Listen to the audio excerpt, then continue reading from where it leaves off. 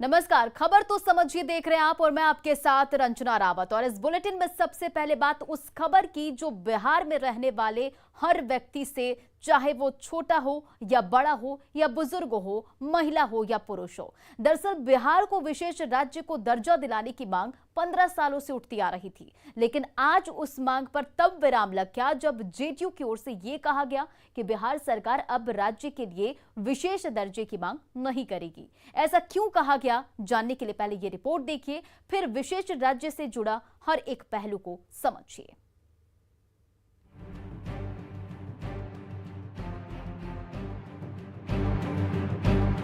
ये वीडियो 17 मार्च 2013 का है, जब दिल्ली के रामलीला मैदान में बिहार को विशेष राज्य का दर्जा दिलाने के लिए नीतीश कुमार ने अधिकार रैली की थी। बिहार को विशेष राज्य का दर्जा देने की मांग को मजबूती से उठाया गया था। ये मांग लगातार जेडीयू की तरफ से उठाया जाता रहा, लेकिन कोई खास नतीजा सामने नहीं आया। लिहाजा विशेष राज्य के दर्जे की मांग पर नरम जेडीयू अब केंद्र से विशेष पैकेज की उम्मीद कर रहा है, जैसा कि बिहार के योजना एवं विकास मंत्री विजेंद्र यादव ने साफ साफ कह दिया है। विशेष राज्य का दर्जा का मांग करते करते हम लोगों ने क्या कहते हैं, कमेटी भी गठन हुआ, उसने भी रिपोर्ट दिया, लेकिन इसके बाद भी कोई नतीजा नहीं निकला। तब कितनी मांग की जाए? नहीं, विपक्ष कहता रहा है कि हम लोगों ने सर्वसम्मत से वो किया था, तो अब विपक्ष क्या कहता है? हम लोग जो एक सरकार में हैं, ये मांग की एक सीमा न होगी। 7-8 साल तक लगातार मांग करवे की, तब कितने दिन अनवरत यही किया जाए? अपना काम कर रहे हैं। तो विशेष मदद की बात कर रहे हैं आप। विशेष मदद किस तरह की? सभी क्षेत्रों में विशेष मदद। दिल्ली में मौजूद पार्टी के राष्ट्रीय अध्यक्ष ललन सिंह और केंद्र में जेडीयू कोटे से मंत्री बने आरसीपी सिंह ने भी साफ साफ संकेत दिए हैं कि बिहार अब विशेष राज्य नहीं बल्कि विशेष पैकेज की मांग पर फोकस करेगा। सवाल है कि अब किसी राज्य को विशेष राज्य का दर्जा नहीं मिल रहा फाइनेंस कमीशन की रिपोर्ट के बाद। तो अब तो जो पैकेज की बात है, फाइनेंस कमीशन ने कहा है कि जो पिछड़े राज्य हैं उनको आर्थिक पैकेज मिलना चाहिए, तो आर्थिक पैकेज की बात हो रही। आपको पता है ना कि बता दिए ना ललन बाबू कि भाई आप परिस्थितियां बदल चुकी हैं। जो फाइनेंस कमीशन की रिपोर्ट आ गई उसके बाद किसी को विशेष राज्य का दर्जा तो मिला नहीं है। विशेष सहायता के ऊपर आप लोग देखिए, अभी तो बताया ना आपको कि भाई विशेष सहायता भी समझिए कि जिन जिन मानकों में हम राष्ट्रीय स्तर से पीछे हैं, तो स्वाभाविक हम आने के लिए तो चाहिए ना। दरअसल किसी भी राज्य को विशेष दर्जा देने का कोई संवैधानिक प्रावधान नहीं है। राज्य की सामाजिक, आर्थिक, भौगोलिक और प्राकृतिक संसाधनों के आधार पर विशेष दर्जा दिया जाता रहा है, लेकिन अब फाइनेंस कमीशन ने साफ कर दिया है कि किसी को विशेष राज्य का दर्जा नहीं बल्कि विशेष पैकेज देकर दिक्कतों को दूर किया जाएगा। न्यूज़ 18 के लिए दिल्ली से अमितेश कुमार और पटना से संजय कुमार की रिपोर्ट। देखिए, ये समझना जरूरी है कि क्या होता है विशेष राज्य, बिहार ये मांग क्यों कर रहा है। दरअसल संविधान में विशेष राज्य के दर्जे का कोई प्रावधान नहीं है। राज्य की सामाजिक, आर्थिक, भौगोलिक आधार पर विशेष दर्जा दिया जाता है और केंद्र सरकार अपने विवेक से विशेष राज्य का दर्जा देती है। राज्यों को विशेष राज्य का दर्जा देने के पीछे मुख्य उद्देश्य होता है उनका पिछड़ापन और क्षेत्रीय असंतुलन दूर करना। किसी भी राज्य को विशेष राज्य का दर्जा देने के लिए विशेष शर्तें निर्धारित की गई है, जैसे कि वो राज्य दुर्गम इलाकों वाला, पर्वतीय भूभाग हो, राज्य का कोई हिस्सा अंतर्राष्ट्रीय सीमा से लगा हो, प्रति व्यक्ति आय काफी कम हो और आधारभूत ढांचे का अभाव हो, जनजातीय आबादी की बहुलता हो और आबादी का घनत्व काफी कम हो। और बिहार सारी निर्धारित शर्तों को तकरीबन पूरा करता है, इसलिए ये मांग अब तक उठती आ रही है। चलिए बढ़ते अपनी अगली खबर की ओर।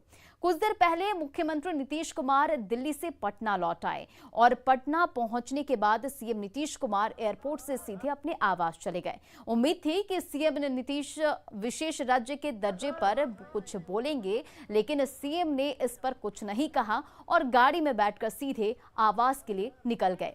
आपको बता दें कि मुख्यमंत्री नीतीश कुमार नक्सलवाद पर केंद्रीय गृह मंत्रालय की ओर से बुलाई गई बैठक में भाग लेने के लिए दिल्ली गए थे।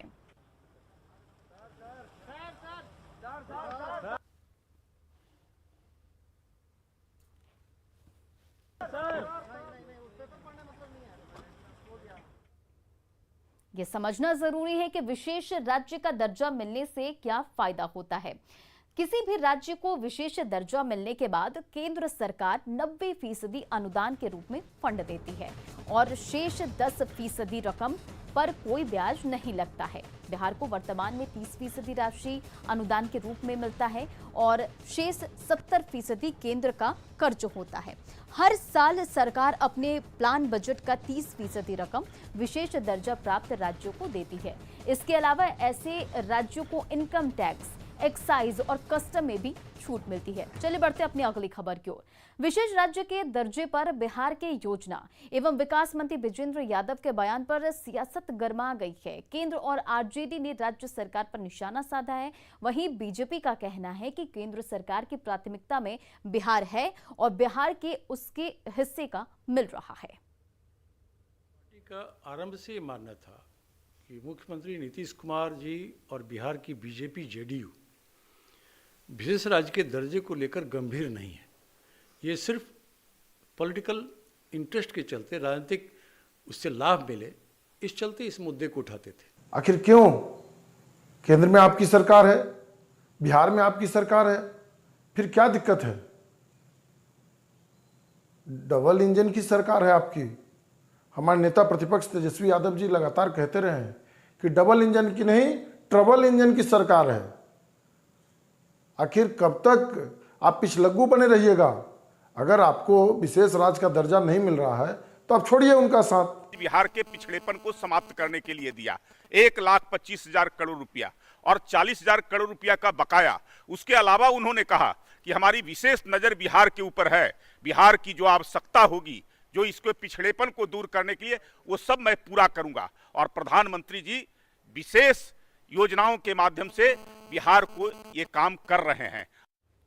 2010 से ही जेडीयू मजबूती से विशेष दर्जे की मांग उठाता रहा है और अब समझिए कि विशेष राज्य के दर्जे के लिए अब तक क्या क्या हुआ है। दरअसल 2006 में विशेष दर्जे के लिए बिहार विधानसभा से प्रस्ताव पास किया गया और 2009 से बिहार को विशेष दर्जा देने की मांग तेज हुई। 2011 में जेडीयू ने बिहार को विशेष दर्जे के लिए हस्ताक्षर अभियान भी चलाया और केंद्र को 1.25 करोड़ लोगों के हस्ताक्षर वाला ज्ञापन सौंपा गया।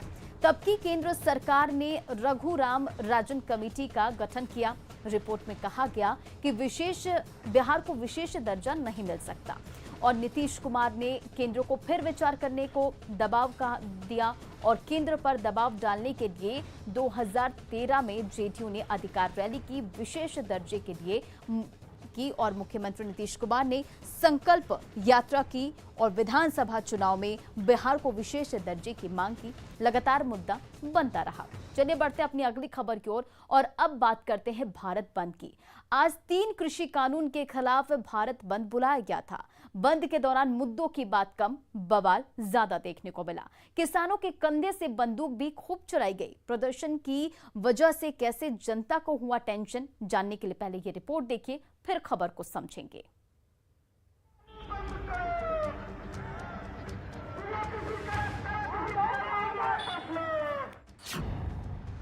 बंद के नाम पर बवाल क्यों?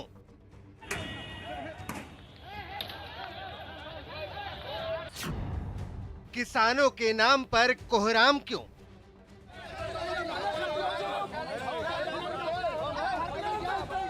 भारत बंद के दौरान बवाल की 6 तस्वीरें बताने के लिए काफी हैं कि 3 कृषि कानूनों की आड़ में 10 घंटे का प्रदर्शन जनता के लिए टेंशन भरा रहा। बंद के दौरान बिहार के कोने कोने से जो तस्वीरें सामने आई, उससे जाहिर होता है कि बंद के नाम पर, किसानों के नाम पर, 3 कृषि कानूनों के नाम पर जमकर बवाल काटा गया। हम अभी पटना जंक्शन के सामने चौराहे पे हैं और पटना जंक्शन के सामने चौराहे पर ये पूरी तरह से सड़क पर जाम हो गया है और नारेबाजी शुरू है। बिहार के सियासी दलों ने भी किसानों के नाम पर जमकर सियासी रोटियां सेकी। बिहार में लेफ्ट के साथ साथ महागठबंधन की पार्टियां जैसे आरजेडी और कांग्रेस ने भी बंद को समर्थन दिया। सुबह से ही आरजेडी, कांग्रेस और लेफ्ट पार्टियों के कार्यकर्ता सड़क पर उतरे। हाजीपुर में तो आरजेडी कार्यकर्ताओं ने भैंस के साथ साथ विरोध का बीन बजाया। आने जाने वाले लोग राह मांगते रहे, लेकिन किसी के कान पर जू नहीं रेंगा। बंद के नाम पर सियासत का रंग सबसे ज्यादा राजधानी पटना में देखने को मिला। बंद के नाम पर यहाँ खूब मजमा लगाया गया, लेकिन मजमे में शामिल लोगों को बंद का मकसद तक मालूम नहीं था। बंद में शामिल लोगों को ये तक नहीं पता था कि भारत बंद बुलाया गया है तो आखिर क्यों। भारत बंद है और भारत बंद में मोर्चा महिलाओं ने भी संभाला है। आप लोग कहाँ आई हैं? हमारा नाम है आदमी के भी खोज रहे हैं, जो पार्टी ले आए हैं। कहाँ आई हैं आप लोग? ये कंचन जी भी कहाँ हैं आप? कहाँ है? बंद बिहार बंद में। बिहार बंद में? बिहार बंद है कि भारत बंद है? भारत बंद है। क्यों बंद है? महंगाई जरूरी है ना, महंगाई से भी जब रोक लगावला है तो आए हैं भारत बंद में। क्यों बंद है भारत? भारत बंद है तीनों कृषि कानून आपस में इसी के सवाल पर। क्या है वो बिल? हाँ? बिल क्या है जानते हैं? ना हम लोग इतने जानते हैं। इतने जानते हैं, आप नहीं जानते? चलिए, कहाँ आई हैं आप? बंगला रैली में आई। यही मतलब भारत बंद में आई हैं? क्यों बंद है भारत? किसान संगठनों के बंद को सियासी समर्थन हासिल था, लेकिन सड़क पर कोई बड़ा नेता नजर नहीं आया। हिम्मत कर बिहार कांग्रेस के अध्यक्ष मदन मोहन झा प्रदर्शनकारियों के बीच चेहरा दिखाने तो आए, लेकिन चंद मिनटों में ही लग्जरियस गाड़ी में एसी का मजा लेते हुए किसानों के आंदोलन को हवा खाते छोड़कर चलते बने। यकीनन विपक्ष एकजुट होकर किसान नाम केवलम का जाप कर रहा है, लेकिन हकीकत यही है कि विपक्ष उनके नाम पर सिर्फ अपनी जमीन सींच रहा है। न्यूज 18 के लिए पटना से रवि एस नारायण और अमित कुमार के साथ ब्यूरो रिपोर्ट, न्यूज 18 नेटवर्क। अब चलिए इस खबर को समझिए। 3 कृषि कानून के खिलाफ किसानों ने आज भारत बंद बुलाया था। कुछ खास राज्यों में ही किसान कानून का विरोध जता रहे हैं और सरकार ने बातचीत के तमाम दरवाजे खुले रखे हैं। कई दौर की बातचीत भी हुई, लेकिन रास्ता नहीं निकला। प्रधानमंत्री नरेंद्र मोदी खुद मंडियां खत्म नहीं होगी इसका भरोसा बार बार दे चुके हैं। बावजूद इसके कुछ राज्यों में आंदोलन चलाया जा रहा है। किसानों के आंदोलन को कुछ सियासी दल भी समर्थन कर रहे हैं और बिहार में आज के बंद को महागठबंधन में शामिल पार्टियों ने समर्थन दिया, जबकि बिहार के किसान बंद में शामिल नहीं हुए। आपको ये जानकर हैरानी होगी कि भारत बंद से आम जनता को तकलीफ तो उठानी पड़ती है, वहीं एक दिन पूरा व्यवसाय बंद रहने से इकोनॉमी को हजारों करोड़ों का नुकसान होता है। CII के अनुमान के मुताबिक एक दिन में भारत बंद से इकोनॉमी को करीब 25 से 30 हजार करोड़ का नुकसान होता है और देश में ऐसे हजारों उद्योग हैं जो बंद से सीधे प्रभावित होते हैं। रोज कमाने खाने वालों को काफी परेशानियों का सामना करना पड़ता है। तो इससे समझा जा सकता है कि बंद देश के लिए कितनी मुसीबतें लेकर आता है। चलिए बढ़ते हैं आगे और अब वो खबर जो सीधे तौर पर आपसे जुड़ी हुई है।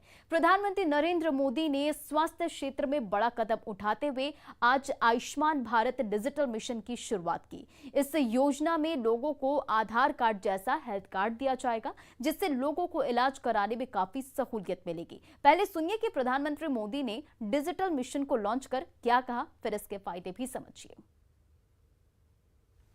एक ऐसे मिशन की शुरुआत हो रही है जिसमें भारत की स्वास्थ्य सुविधाओं में क्रांतिकारी परिवर्तन लाने की बहुत बड़ी ताकत है। ये डिजिटल मिशन हेल्थ से जुड़े हर स्टेक होल्डर को एक साथ एक ही प्लेटफॉर्म पर लाएगा। साथियों, इस मिशन का सबसे बड़ा लाभ देश के गरीबों और मध्यम वर्ग को होगा। आयुष्मान भारत डिजिटल मंच लॉन्च कर दिया गया। अब इस खबर को समझिए। आयुष्मान भारत डिजिटल मिशन का सबसे बड़ा फायदा ये होगा कि आप डॉक्टरों की पर्ची से मुफ्त हो जाएंगे और मरीज को मोटी फाइल नहीं ढोनी पड़ेगी। मरीज को देश के किसी भी कोने में इलाज के लिए पुरानी जांच रिपोर्ट या पर्ची नहीं ले जानी होगी। तो मरीज की सारी जानकारी हेल्थ कार्ड में मौजूद होगी। देश भर के अस्पताल, डॉक्टर, लैब और दवा दुकानों की जानकारी भी एक मंच पर मौजूद होगी। तो ये सब फायदे हैं। इस हेल्थ कार्ड से ये भी पता चल सकेगा कि मरीज को स्वास्थ्य से संबंधित किन किन सरकारी योजनाओं का लाभ मिलता है। प्रधानमंत्री नरेंद्र मोदी ने 15 अगस्त 2020 को इसे अंडमान निकोबार, चंडीगढ़ और दादर नागर हवेली, दमन-दीव, लद्दाख और लक्षद्वीप में शुरू किया था, लेकिन अब इस पूरे देश में शुरू कर दिया गया है। और ये समझना भी जरूरी है कि आपके हेल्थ कार्ड बनेगा कैसे।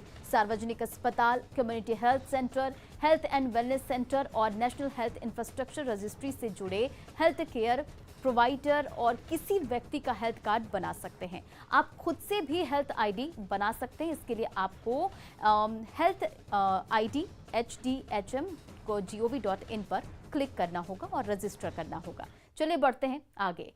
और अब बात आसमान से गिरी आफत की। बिहार के कई इलाकों में आज जमकर बारिश हुई। कई जिलों में आकाशीय बिजली गिरी और अब तक अलग अलग जिलों में आकाशीय बिजली गिरने से 9 लोगों की मौत हो गई है और बेगूसराय और बांका में 2-2 लोगों की मौत की खबर है। वहीं भोजपुर, शेखपुरा, सारण, समस्तीपुर और जमुई में एक-एक व्यक्ति की मौत आकाशीय बिजली की चपेट में आने से हुई है। मौत का ये आंकड़ा और ज्यादा हो सकता था, लेकिन आपदा प्रबंधन और मौसम विज्ञान विभाग ने समय पर सूचना दी, जिससे लोग अलर्ट हो गए।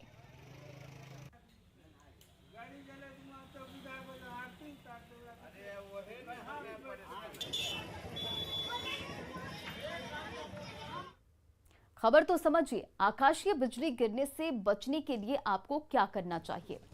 बारिश के समय खेतों और खुले मैदानों में खड़े ना हों, इसका ध्यान आप जरूर रखें। पेड़ या किसी ऊंची जगह पर ना जाएं, क्योंकि इनके पास बिजली गिरने की सबसे ज्यादा संभावना होती है। यदि आप घर के अंदर हैं तो घर में मौजूद बिजली संचालित उपकरणों से दूर रहें, इसका भी आप विशेष ध्यान रखें। बिजली कड़कड़ाने के दौरान टेलीफोन, मोबाइल, इंटरनेट जैसी सेवाओं का इस्तेमाल ना करें, इनसे बचें। खिड़की दरवाजे को अच्छे से बंद करें।